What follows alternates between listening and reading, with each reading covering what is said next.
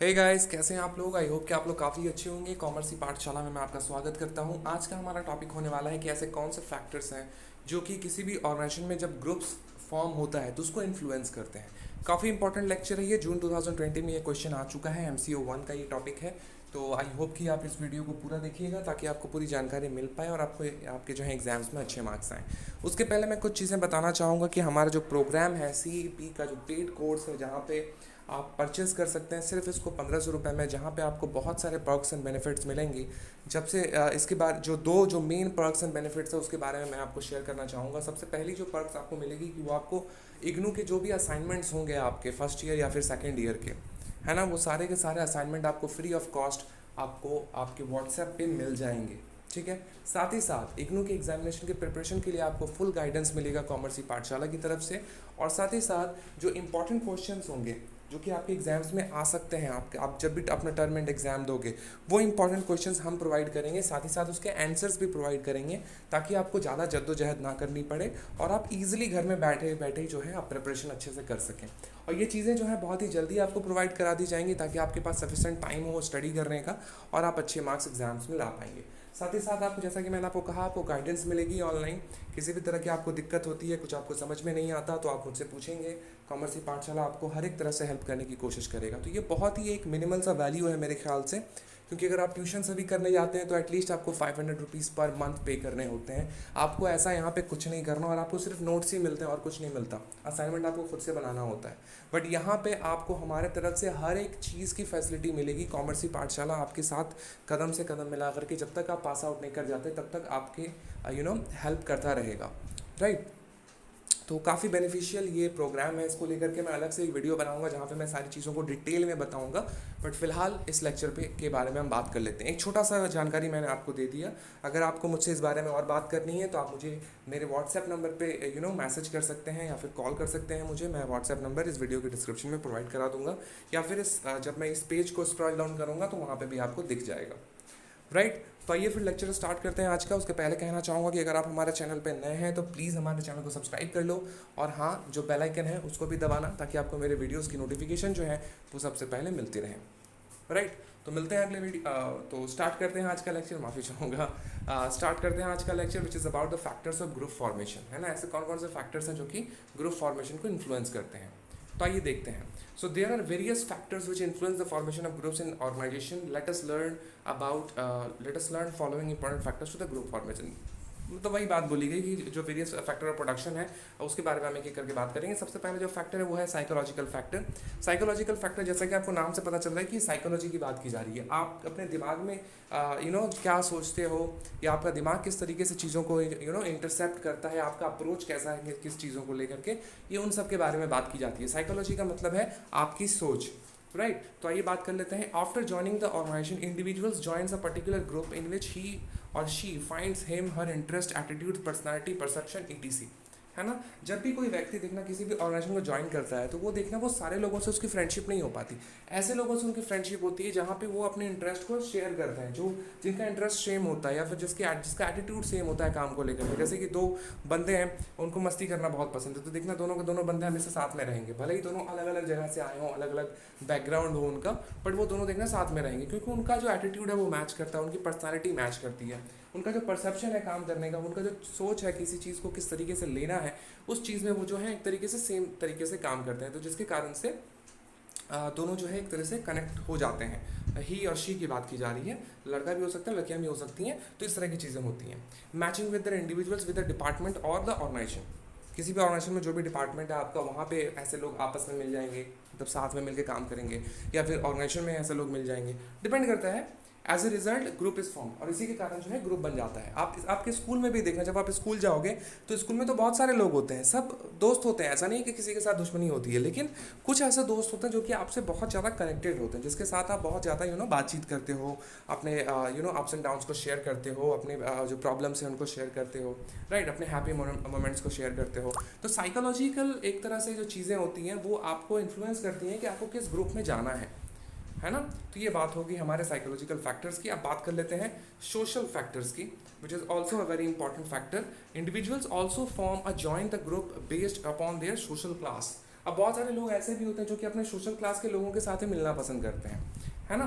तो किसी और कम्युनिटी के साथ नहीं मिलेंगे, या फिर जो जिनको लगेगा कि नहीं ये तो बहुत ही रिच है तो उससे बात नहीं करेंगे, जो सेम क्लास में होगा उन्हीं से बात वो लोग करेंगे, है ना। तो यहाँ पे देखो वही बात बोली गई है, इंडिविजुअल्स ऑल्सो और form or join the group based on their social class, caste and religion to satisfy their social needs, है ना। सोशल क्लास की बात की गई, सोशल कास्ट की बात की गई। देखो हिंदुओं में या फिर मुस्लिम्स में बहुत सारे कास्ट होते हैं, है ना। जैसे राजपूत हो गया, भूमियार हो गया, ब्राह्मण हो गए, है ना, शुद्ध जाति के लोग हो गए, तो बहुत सारे कास्ट हैं। तो लोग अपने कास्ट के हिसाब से भी अपनी ग्रुप फॉर्म करते हैं कि भाई चलो इसी ग्रुप में हमें रहना है, हमें दूसरी जाति के लोगों से बात नहीं करनी है। हालांकि अभी प्रोग्रेसिव इंडिया में अभी ऐसा कुछ हमारा नहीं चलता, बट फिर भी अभी बहुत सारे ऐसे जगहें हैं, ऐसे बहुत सारी सिचुएशंस आ जाती हैं जहाँ पे लोग जो है उस तरह के ग्रुप्स में ज्वाइन कर लेते हैं, जो कि सिर्फ एक ही मुद्दे के बारे में बात करते हैं, है ना, जो कि डिवाइड करते हैं सोसाइटी को। तो ये मेरे ख्याल से नहीं करना चाहिए। आपको अगर ग्रुप बनाना है तो बनाओ, लेकिन ये सोशल कास्ट और रिलीजन के बेसिस पे ये ग्रुप नहीं होने चाहिए, ठीक है। According to me social class के बेसिस पे भी नहीं होने चाहिए। अगर दूसरा व्यक्ति आपको एक्सेप्ट कर रहा, चाहे वो रिच क्लास से बिलोंग करता हो, तो आपको उनसे मिलना चाहिए। ऐसा नहीं कि वो आपको एक्सेप्ट कर रहा और आप बार बार डिनाई किए जा रहे हो, है ना। ऐसा नहीं होना चाहिए। अगर वो एक्सेप्ट नहीं कर रहा तो इट्स वेल एंड गुड, मैं अपने ग्रुप में ही रहूँगा, कोई दिक्कत नहीं है। लेकिन हमें कोशिश करनी चाहिए कि हमारा जो कनेक्ट है वो सभी वर्गों के साथ हो, है ना। तो ये बात हो गई। They do it primarily for satisfying their love, affection and care needs. अब ये लोग क्यों करते हैं? वो इसलिए करते हैं ताकि वो अपने जो भी उनके लव नीड्स है, जो भी अफेक्शन है, जो भी केयर नीड्स है, उनको वो लोग ठीक तरीके से सेटिस्फाई कर सकें, which initially they feel deprived after living their families. अब वो इसलिए भी होता है क्योंकि जब कोई व्यक्ति अपने परिवार को छोड़ करके किसी एक नए माहौल में जाता है तो उसको जो है हर एक चीज़ें वो चाहता है कि लोगों के साथ शेयर करे। घर पे तो आप देखो अपनी मम्मी के साथ, पापा के साथ, जो भी आपके घर पे हैं उनके साथ आप चीज़ों को शेयर करते हो, उनके साथ मस्ती करते हो, खेलते हो। लेकिन जब आप बाहर जाते हो तो फिर वैसा कनेक्शन आपको मिल नहीं पाता। वैसा कनेक्शन आपको ऐसा लगता है कि वो तभी मिलेगा जब आप सेम सोशल क्लास के किसी व्यक्ति के साथ फ्रेंडशिप करोगे, या फिर सेम कास्ट के किसी व्यक्ति के साथ फ्रेंडशिप करोगे। तो इस तरह की चीज़ों के कारण लोग जो है अपने सोशल फैक्टर्स के साथ इन्फ्लुएंस होकर के वो जो है अलग अलग सोशल नीड्स जो भी उनकी होती हैं उसको पूरा करने के लिए वो इस तरह से ग्रुप को फॉर्म करते हैं, राइट। तो साइकोलॉजिकल फैक्टर हो गया, सोशल फैक्टर हो गया। बात कर लेते हैं सिक्योरिटी फैक्टर्स के बारे में। So as an individual sometimes one can feel insecure over unexpected development such as sudden health problem, है ना। बहुत सारे लोग ऐसे भी होते हैं जिनको बहुत ही इनसिक्योरिटी होती है अपने हेल्थ को लेकर के, कि हो सकता है कि आने वाले फ्यूचर में उनका हेल्थ जो है ख़राब हो जाए, उनका खाना पीना ठीक तरीके से नहीं हो रहा है, या फिर कुछ उनके साथ दिक्कत है, कुछ कोई डिजीज़ है उनके साथ जिनसे उनको लगता है कि उनको हेल्थ प्रॉब्लम हो सकती है ना। किसी भी तरह का टर्मिनेशन हो सकता है, फिर आपका सस्पेंशन हो सकता है due to some health issues. तो उसके कारण से वो लोग जो है ग्रुप्स फॉर्म करते हैं कि चलो मेरी अगर तबीयत ख़राब होगी तो वो मेरा थोड़ा सा हल्का ध्यान दे देगा, है ना। तो ये इस तरह की चीज़ें such as sudden health problem, termination, suspension of work, local problems etc। इस तरह की चीज़ों के कारण भी जो है सिक्योरिटी वाले रीजंस के कारण भी जो है लोग ग्रुप्स को फॉर्म करते हैं।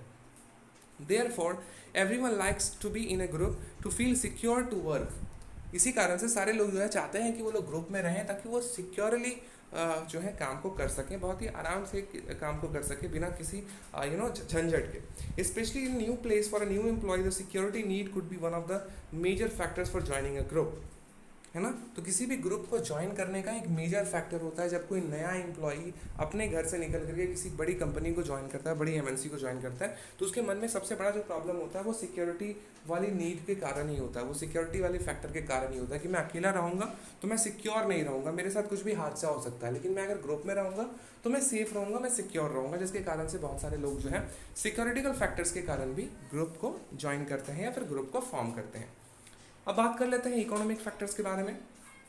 So when an individual works in an organization, he or she gets all types of economic incentives and benefits available within the rules and regulations. तो जब भी कोई जब भी कोई इंडिविजुअल किसी ऑर्गेनाइजेशन को ज्वाइन करता है, चाहे वो लड़का हो या फिर लड़की हो, मतलब ही शी की बात की जा रही है, तो वहाँ पे उसको हर एक तरह की इकोनॉमिक इंसेंटिव्स या फिर बेनिफिट्स मिलती हैं जो कि उनके रूल्स एंड ऑर्गेनाइजेशंस के अकॉर्डिंग, रूल्स एंड रेगुलेशंस के अकॉर्डिंग उनको मिलनी चाहिए, Right? Sometimes organizations cannot meet an individual's accidental or obligatory needs like money for marriage, house construction, medical care and other purposes. देखो, जो रूल्स एंड रेगुलेशंस के हिसाब से जो आपको बेनिफिट मिलनी चाहिए, जो कि आपको ऑर्गेनाइजेशन प्रोवाइड करती है, वो तो आपको मिलेंगे ही।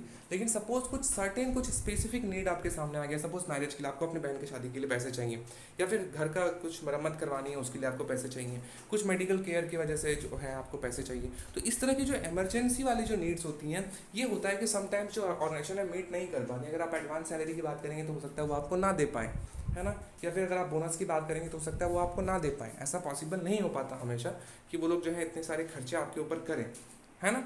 सो he or she gets associated with the people who help him her at the time of need. तो वो ऐसे लोगों से मिलना फिर उनका वो हो जाता है जो कि उनके उस वजह मतलब उस सिचुएशन में उनका हेल्प करते हैं। सपोज आपकी शादी होने वाली है और आपको पैसों की ज़रूरत है, आपको पता है कि शादी ब्याह में आजकल कितने खर्च होते हैं। तो सपोज आपने किसी फ्रेंड से बात करी और वो फ्रेंड भले ही आपसे अनजान हो, लेकिन उसने कहा कि ठीक है मैं तुम्हारी हेल्प करूँगा बट तुम मुझे इतने दिनों में पैसे वापस कर देना। तो क्या होगा, आप उसके ग्रुप को ज्वाइन कर लोगे, आप उसके साथ मिलना जुलना शुरू कर दोगे। तो आपने उसके साथ एक ग्रुप फॉर्म कर लिया, why? Because of economic factors. आपको लगा कि चलो ठीक है, मेरी ज़रूरत के टाइम पे उसने मेरी हेल्प की है, उसकी ज़रूरत के टाइम पे मैं उसकी हेल्प करूँगा। तो इस तरह से लोग जो है इंटरडिपेंडेंट होकर के ग्रुप को फॉर्म करते हैं। और ये इकोनॉमिक फैक्टर्स के कारण होता है, क्योंकि वहाँ पे उनको पैसे चाहिए होते हैं, राइट। अब बात कर लेते हैं आखिरी फैक्टर के बारे में, जो कि है कल्चरल फैक्टर्स। उसके बाद जो ये बी नंबर क्वेश्चन है वो भी मैं कराऊंगा, बट वो किसी और वीडियो में होगा, नहीं तो वीडियो लंबा हो जाएगा, है ना। तो अब बात कर लेते हैं कल्चरल फैक्टर्स के बारे में। So individual come to work from different society and culture. देखो, हर एक व्यक्ति जो है डिफरेंट सोसाइटी, डिफरेंट कल्चर से बिलोंग करता है और वो एक जगह पे आकर के काम करते हैं, आपको पता ही है ना। तो उस केस में क्या होता है कि एक व्यक्ति जो है सोचता है कि अगर मैं अपने सेम कल्चर के लोगों के साथ रहूं तो मुझे अच्छा फील होगा। सपोज मैं बंगाल से हूं, सपोज क्या मैं बंगाल से हूं, तो मैं अगर किसी और स्टेट में जाऊंगा तो वहाँ के लोगों का रहने का तरीका, खाने पीने का तरीका, वहाँ का जो कल्चर है वो डेफिनेटली डिफर है, यहाँ से अलग है। तो मुझे वहाँ के लोगों के साथ मिलने में थोड़ी सी दिक्कत होगी। लेकिन सपोज कि वहाँ पे कोई एक बंगाली फैमिली रहती है, फिर बंगाली एक कम्युनिटी है छोटी सी, जो कि एक स्पेसिफिक इलाके में रहती है, तो मैं वहीं पर चला जाऊँगा, है ना। क्योंकि मुझे पसंद है अपने जो मेरे कल्चर के लोग हैं, जो मेरे आसपास जैसे लोग मेरे यहाँ पे बंगाल में रहते हैं, मुझे अगर वो माहौल कहीं और पे मिल रहा है तो मैं डेफिनेटली वहाँ रहने की कोशिश करूँगा। तो कल्चरल फैक्टर्स के कारण भी ग्रुप जो है फॉर्म होता है। यहाँ पे देखो बुक में क्या लिखा हुआ, individuals come to work from different society and culture in case the place at which they work are far away from their place of origin, region or culture, they feel like a fish out of water। जब भी उनके साथ ऐसा होता है कि उनको अपनी सोसाइटी से निकल करके, अपने कल्चर से निकल करके किसी और जगह पे जाकर के काम करना होता है, जहाँ पे नया कल्चर एग्जिस्ट करता है, तो वहाँ पे आपको ऐसा लगता है कि आप एक मछली बन गए हो जो कि अपने पानी को छोड़ करके किसी और पानी में आ गया है, मतलब एक जगह को छोड़ करके दूसरे जगह पे आ गया है। It may be due to the absence of cultural celebration. और ये इसलिए भी होता है क्योंकि आपको लगता है कि जो कल्चरल सेलिब्रेशन जो आप वहाँ पे कर, जैसे कि दुर्गा पूजा यहाँ पे बहुत फेमस है, बंगाल में दुर्गा पूजा बहुत ज़्यादा फेमस है, but all over India Durga Puja जो है उतने अच्छे से नहीं मनाया जाता। अच्छे से नहीं, गलत बोल रहा हूँ मैं, मतलब मनाया जाता है बट अलग तरीके से मनाया जाता है। जैसे कि नवरात्रि होता है ना, यहाँ पे नवरात्रि भी मनाए जाते हैं, लेकिन जो दुर्गा पूजा होता है हमारा वो सप्तमी, अष्टमी, नवमी और दशमी, ये 3 दिन मनाए जाते हैं। दशमी के दिन तो वो दशहरा होता है हमारा। तो जो भी, तो कल्चरल फैक्टर्स भी एक फैक्टर है। जब आप देखते हो कि नहीं यहाँ पे उस तरह का माहौल आपको नहीं मिल रहा है, तो फिर आप उन सारे लोगों के साथ मिलने की कोशिश करते हो जो कि आपके सेम कल्चर से बिलोंग करते हैं। जैसे यहाँ पे देखो लिखा हुआ है, this is one of the reasons for which people coming from the same culture, tradition and speaking similar language usually form the group. Obviously ऐसा होगा, सपोज मैं मुंबई गया और मैं यहाँ पे बंगाली बोल रहा हूँ या फिर हिंदी बोल रहा हूँ, और वहाँ पे मैं किसी से मिला जो कि सेम मतलब यहीं से बिलोंग करता है, बंगाल से बिलोंग करता है, उसका कल्चर सेम है, उसकी भाषा सेम है, तो मैं डेफिनेटली उसके साथ ग्रुप बना लूँगा, है ना। तो ग्रुप बनाने के पीछे ये भी एक रीज़न होता है, कल्चरल फैक्टर भी एक रीज़न होता है, राइट। तुम्हारा ये लेक्चर खत्म हुआ जहाँ पे मैंने ग्रुप फॉर्मेशन के बारे में बात की कि ग्रुप फॉर्मेशन में कौन कौन से ऐसे फैक्टर्स हैं जो कि उसको इन्फ्लुएंस करते हैं। आई होप कि आपको ये वीडियो पसंद आया होगा। पसंद आया तो प्लीज़ लाइक, कमेंट और शेयर कर दो। और हाँ, पेड कोर्स के बारे में मैंने आपको बताया, इस बारे में सोचना, क्योंकि प्राइस बहुत ज़्यादा नहीं है, हो सकता है इन फ्यूचर प्राइस मैं बढ़ा दूँ, ऐसे चांसेस बहुत ही ज़्यादा हैं, क्योंकि बहुत अच्छा रिस्पॉन्स मुझे मिल रहा है। फ़िलहाल तो कुछ लोगों ने ज्वाइन करा हुआ है, तो आप चाहें तो उसमें ज्वाइन कर सकते हैं और काफ़ी ज़्यादा बेनिफिशियल है। इसके बारे में एक सेपरेट वीडियो बनाऊंगा जहाँ पे मैं डिटेल में इसके बारे में बताऊंगा। और मिलते हैं अगली वीडियो में। अपना ख्याल रखो, बाय, थैंक यू।